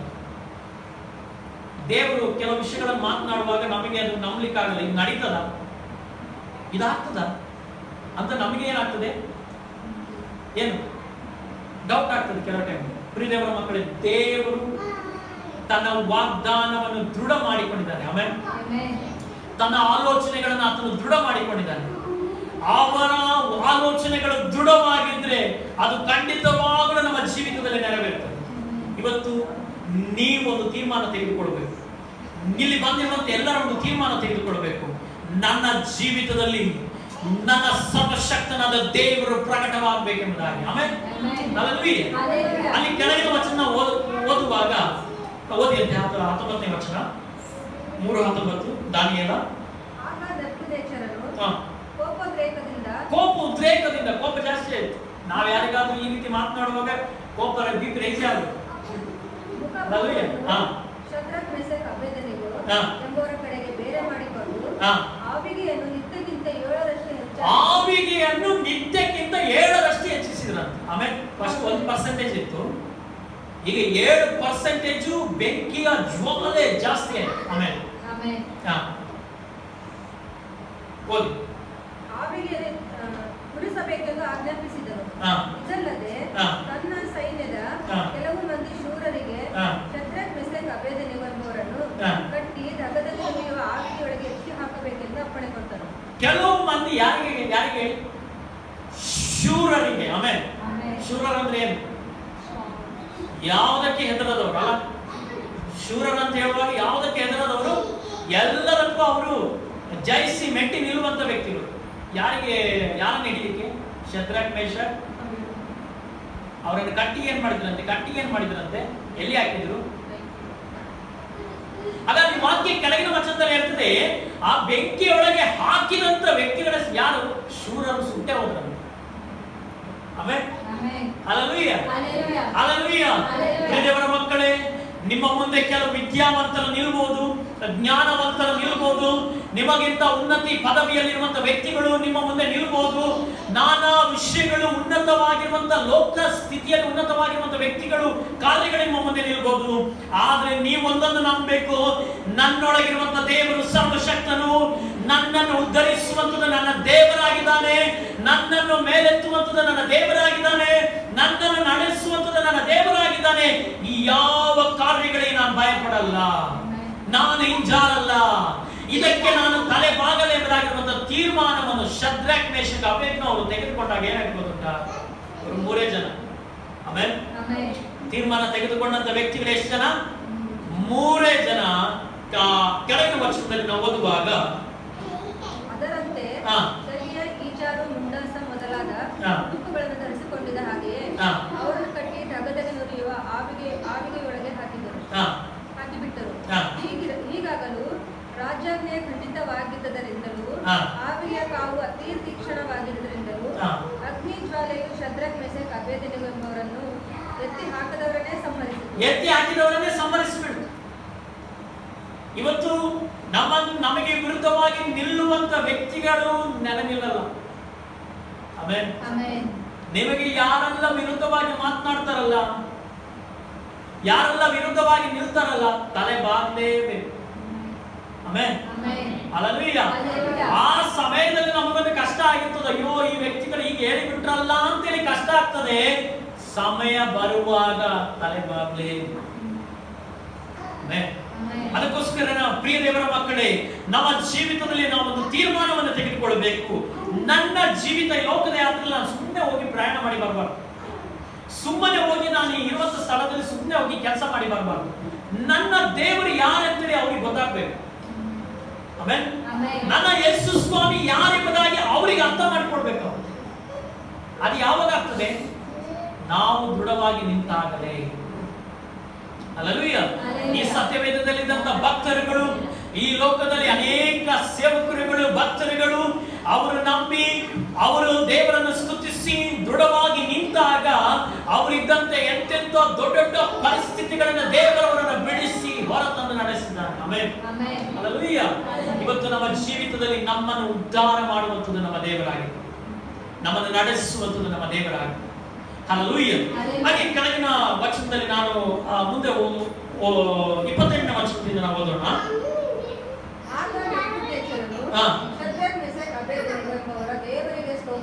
ದೇವರಿಗೆ ಸ್ತೋತ್ರವಾಗಲಿ. ಯಾರ ಬಾಯಿಗೆ ಹೇಳಿಸ್ತಿರೋದು? ಈತನ ಏನ್ ಹೇಳಿದ್ದ? ನನ್ನ ಕೈಯಿಂದ ಬಿಡಿಸಬಲ್ಲ ದೇವರು ಯಾರೆಂಬುದಾಗಿ ಯಾರಿಗೆ ಪ್ರಶ್ನೆ ಮಾಡಿದ್ರು? ಆಗ ಈ ಶದ್ರಕ್, ಮೇಷಕ್, ಅಬೇದ್ನೆಗೋರು ನಿರೂಪಿಸಿ ತೋರಿಸ್ತಾ ಇದ್ದಾರೆ. ಏನಂತೇಳಿ? ನಮ್ಮ ದೇವರು ಸರ್ವಶಕ್ತನಾಗಿದ್ದಾನೆ, ಅಗ್ನಿಯ ಒಳಗಿಂದ ಬಿಡಿಸಲಿಕ್ಕೂ ಆತನು ಶಕ್ತನಾಗಿದ್ದಾನೆ ಎಂಬುದಾಗಿ ಯಾರು ನಿರೂಪಿಸಿ ತೋರಿಸ್ತಾ ಇದ್ದಾರೆ? ಇವತ್ತು ನಮ್ಗಾಗ್ತದ?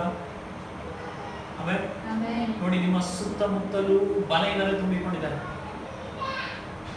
ಇವತ್ತು ಸೇವಾ ಕಾರ್ಯಗಳು ನಾವು ಮಾಡುವಾಗ ಕೆಲವು ಟೈಮಲ್ಲಿ ನಮ್ಮನ್ನು ಬಲಹೀನ ಪಡಿಸಲಿಕ್ಕೆ ಕೆಲವು ಆಲೋಚನೆಗಳು ನಮಗೆ ಬರಬಹುದು ಅಕ್ಕಪಕ್ಕದವರಿಗೆ.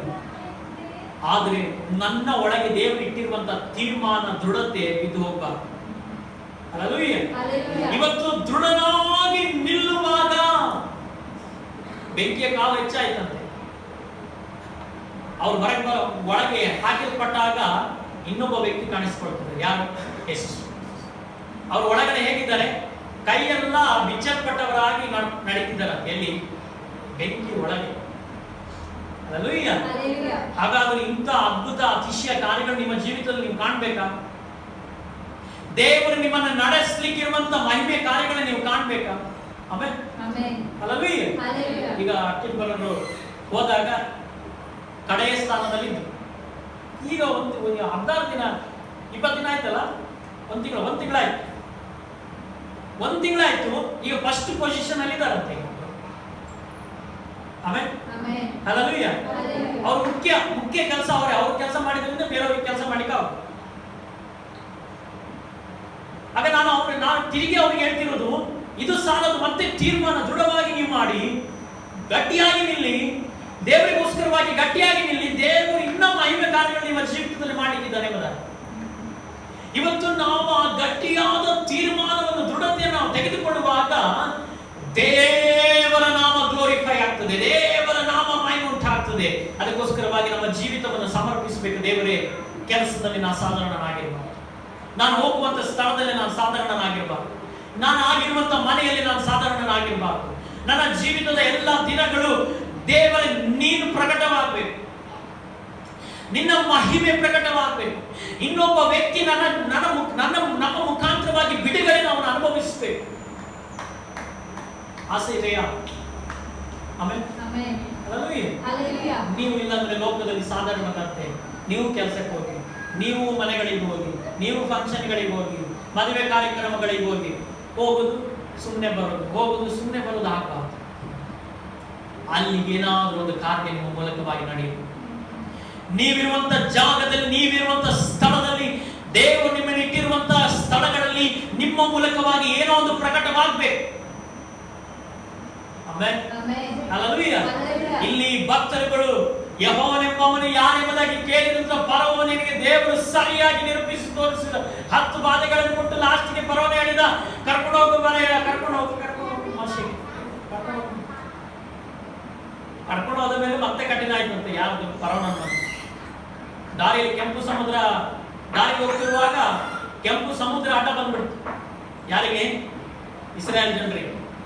ಆಗ ಇಸ್ರಾಯೇಲ್ ಜನರು, ಅಯ್ಯೋ, ಅಲ್ಲಿ ಆದ್ರೂ ನಾವು ಮಾಂಸ ತಿನ್ಕೊಂಡು ಆರಾಮಾಗಿದ್ವಿ, ಇಲ್ಲಿ ಈಗ ಶತ್ರು ಸೈನ್ಯಕ್ಕೆ ನಾವು ಒಳಗಾಗ್ಬೇಕಲ್ಲ ಎಂಬುದಾಗಿ ಮೋಶೆಗೆ ನೋಡ್ಬೇಕು. ಮೋಶೆ ದೇವರ ಹತ್ರ ಹೋಗಿ ಪ್ರಾರ್ಥನೆ ಮಾಡಿ, ದೇವರಿಗೆ ನಾನು ಏನ್ ಮಾಡ್ಬೇಕು? ಹಲ್ಲೆಲೂಯಾ. ದೇವರು ಹೇಳಿದ್ರು ಕೋಲನ್ ಚಾನ್ಸ್. ಆಮೆನ್. ಹಲ್ಲೆಲೂಯಾ. ಇನ್ನ ಕೋಲನ್ನು ಹಿಂದುಗಡೆ ಬೆಂಕಿಯ ಅಗ್ನಿಯನ್ನು ದೇವರು ಇಳಿಸಿದ್ರು ಅವರು ಬರದನ್ನು. ಆಮೆನ್. ಇವರು ದಾಟುವ ತನಕ ದೇವರು ಬೆಂಕಿಯ ಆಜ್ಞೆಯನ್ನು ಇಳಿಸಿದ್ರು. ಇಲ್ಲಿ ಸಮುದ್ರದ ಮಧ್ಯದಲ್ಲಿ ದೇವರ ಮಾರ್ಗವನ್ನು ತೆರೆದರು. ಆಮೆನ್. ಹಲ್ಲೆಲೂಯಾ. ಆ ಮಾರ್ಗದಲ್ಲಿ ಬೇರೆ ಅವರಿಗೆ ಹೋಗ್ಲಿಕ್ಕಾಗಲ್ಲ. ದೇವರು ನಿಮಗೋಸ್ಕರವಾಗಿ ತೆರೆದಂತ ಮಾರ್ಗದಲ್ಲಿ ಇನ್ನೊಬ್ಬರಿಗೆ ಬರ್ಲಿಕ್ಕಾಗಲ್ಲ, ಶತ್ರುವಿಗೆ ಬರ್ಲಿಕ್ಕಾಗಲ್ಲ. ನೀವೊಂದು ನಂಬಿಕೆ ಇರಬೇಕು, ನನ್ನ ಜೀವಿತದಲ್ಲಿ ದೇವರು ನನಗೆ ತೆರೆದಂತ ಮಾರ್ಗದಲ್ಲಿ ಯಾರಿಗೆ ಬರ್ಲಿಕ್ಕಾಗಲ್ಲ? ಶತ್ರುವಿಗೆ ಬರ್ಲಿಕ್ಕಾಗಲ್ಲ. ಕರಡೆ ನಾವು ಭಯ ಪಡ್ತೇವಲ್ಲ, ಇವ ಸೈತಾನ ನನ್ನ ಹಿಂದೆ ಇದ್ದಾನ, ನನ್ನ ಪಕ್ಕದಲ್ಲಿ ಇದ್ದಾನ, ನನ್ನ ಒಟ್ಟಿಗೆ ಇದ್ದಾನ, ಇದನ್ನು ಹಾಳು ಮಾಡ್ತಾನ, ಇದನ್ನು ಹಾಳು ಮಾಡ್ತಾನ. ಈ ಬೆಕ್ಕಡ್ಡ ಬಂದ್ರೆ ಗಾಡಿಗೆ ಭಯ ಆಗ್ತದೆ. ಕೆಲವರಿಗೆ ಭಯ ಇಲ್ಲ ಬೆಕ್ಕಡ್ಡ ಬಂದು. ಹಲ್ಲೆಲೂಯಾ.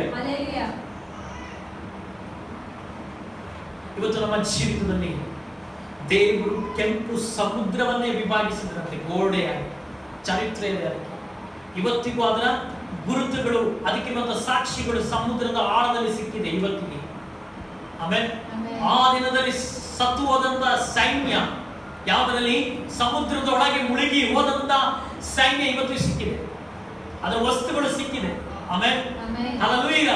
ಅದರಲ್ಲಿ ಹಾದು ಹೋಗ್ಲಿಕ್ಕೆ ಇಸ್ರಾಯೇಲ್ ಜನರಿಗೆ ಮಾತ್ರ ಆಯ್ತು. ಅದೇ ಪ್ರಕಾರ ನಮ್ಮ ಜೀವಿತದಲ್ಲಿ ದೇವರು ನೇಮಿಸಿಟ್ಟಿರುವಂತಹ ಅನುಭವದಲ್ಲಿ ನಾವು ಮುಂದೆ ಸಾಗುವಾಗ ಶತ್ರುವಿಗೆ, ಸೈನ್ಯಕ್ಕೆ, ನಿಮಗೆ ವಿರುದ್ಧವಾಗಿ ನಿಂತುಕೊಳ್ಳಿಕ್ಕಾಗಲ್ಲ. ಯಾಕಂದ್ರೆ ಆ ಮಾರ್ಗದಲ್ಲಿ ಶತ್ರು ಸೈನ್ಯಕ್ಕೆ ಬರ್ಲಿಕ್ಕಾಗಲ್ಲ. ನಿಮ್ಮ ದೇವರು ಯಾರೆಂಬುದಾಗಿ ನೀವು ಪ್ರಕಟಿಸಬೇಕು. ಯಾರಿಗೆ? ಯಾರಿಗೆ? ಇಲ್ಲಿ ಬರುವವರಿಗ? ಆಮೇಲೆ ಪಕ್ಕದಲ್ಲಿ ಕೂತಿದ್ದವರಿಗೆ ಯೇಸು ಸ್ವಾಮಿ ನನ್ನ ಜೀವಿತದಲ್ಲಿ ಅದ್ಭುತ ಮಾಡಿದ್ರು, ನನ್ನ ಜೀವಿತದಲ್ಲಿ ಮಾಡಿದ್ರು. ಆಮೇಲೆ ನೀವು ಯಾರಿಗೆ ಪ್ರಕಟಿಸಬೇಕು? ಸರ್ವಶಕ್ತನಾದ ದೇವರನ್ನು ಲೋಕಕ್ಕೆ ಪ್ರಕಟಿಸಬೇಕು. ನಿಮ್ಮ ಅಕ್ಕಪಕ್ಕದಲ್ಲಿರುವಂತಹ ವ್ಯಕ್ತಿಗಳಿಗೆ ಪ್ರಕಟಿಸಬೇಕು. ನಿಮ್ಮ ಜೀವಿತದಲ್ಲಿ ಆಗಿರುವಂತಹ ವ್ಯಕ್ತಿಗಳಿಗೆ ಪ್ರಕಟಿಸಬೇಕು. ಆಮೆನ್. ಹಲ್ಲೆಲೂಯಾ. ಅದಕ್ಕೆ ನಮ್ಮ ನಡವಳಿಕೆಗಳನ್ನು ನಾವು ಎಚ್ಚರಿಕೆ ಮಾಡಿಕೊಳ್ಬೇಕು. ನಮ್ಮ ಜೀವಿತದ ಶೈಲಿಗಳನ್ನು ನಾವು ಜಾಗೃತಿಗೊಳಿಸಬೇಕು. ನಾವು ಯಾರಾಗಿದ್ದೇವೆ ಎಂಬುದಾಗಿ ತಿಳಿದು ನಾವು ಮುಂದೆ ಸಾಗಬೇಕು. ಆಮೆನ್. ಹಲ್ಲೆಲೂಯಾ. ಹಲ್ಲೆಲೂಯಾ. ಆ ಒಂದು ಕಾರ್ಯ ಇವತ್ತು ನನ್ನ ಸಂದೇಶದ ಮುಖ್ಯ ವಿಷಯ. ನಿಮ್ಮನ್ನು ನನ್ನ ಕೈಯೊಳಗಿಂದ ಬಿಡಿಸಬಲ್ಲ ದೇವರು ಯಾರು? ನಿರೂಪಿಸಿ ತೋರಿಸಿದ್ರೆ ಆ ವಾಕ್ಯದಲ್ಲಿ ಬರೆಯಲ್ಪಟ್ಟಿದೆ. ಆಮೆನ್. ದೇವರಿಗೆ ಸ್ತೋತ್ರವಾಗಲಿ. ಆತನು ತನ್ನ ದೂತನನ್ನು ಕರೆಸಿ ತನ್ನಲ್ಲಿ ಭರವಸೆವಿಟ್ಟು ರಾಜಾಜ್ಞೆಯನ್ನು ಜಯಿಸಿ ತನ್ನನ್ನೇ ಹೊರತು ಇನ್ಯಾವ ದೇವರನ್ನು ಸೇವಿಸಿ ಪೂಜಿಸಬಾರದೆಂದು ಸ್ವದೇಹಗಳನ್ನೇ ಮರಣಕ್ಕೆ ಒಪ್ಪಿಸಿದ ತನ್ನ ಸೇವಕರನ್ನು ಉದ್ಧರಿಸಿದನಲ್ಲ. ತಮ್ಮ ದೇಹವನ್ನು ಯಾವುದಕ್ಕೆ ಒಪ್ಪಿಸಿದ್ರಂತೆ? ಯಾವುದಕ್ಕೆ?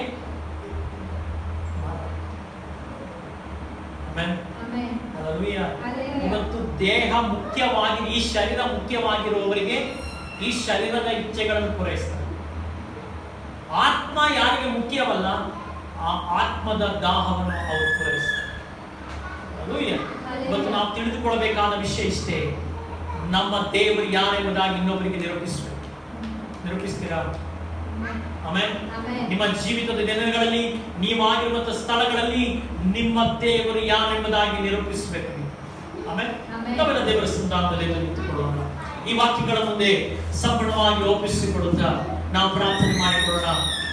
ಪರಿಶುದ್ಧಾತ್ಮನ ದೇವರ ಸಾನ್ನಿಧ್ಯ ನಮ್ಮ ಮನದಲ್ಲಿದೆ. ದೇವರ ವಾಕ್ಯದ ಫಲ ನಮ್ಮ ಜೀವಿತದಲ್ಲಿ